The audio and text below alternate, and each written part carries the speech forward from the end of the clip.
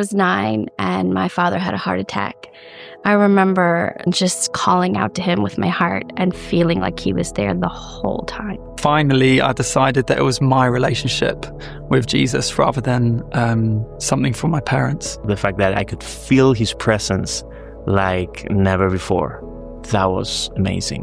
When things were falling apart at home when I was a teenager, I knew that Jesus had me. Knowing that God still loved me even though I'd made all my mistakes.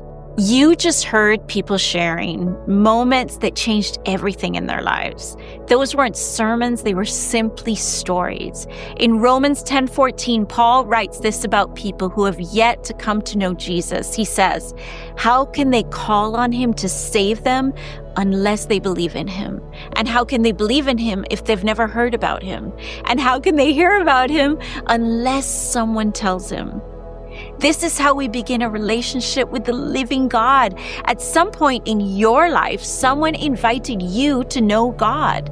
Someone told you who Jesus was and what he'd done for you when he gave his life on the cross. Maybe someone simply shared their story. They told you what Jesus had done in their life, and you believed it, and it changed you. It's so beautiful. Sharing Jesus doesn't mean you have to preach a sermon or have your life all figured out. You can start by simply sharing your story. What has God done for you?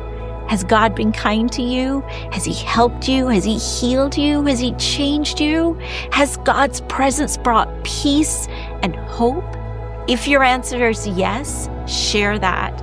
Your friends who need to hear this message most. In fact, the people who might be coming to your mind right now as we talk about this, I can promise you, they don't need a sermon.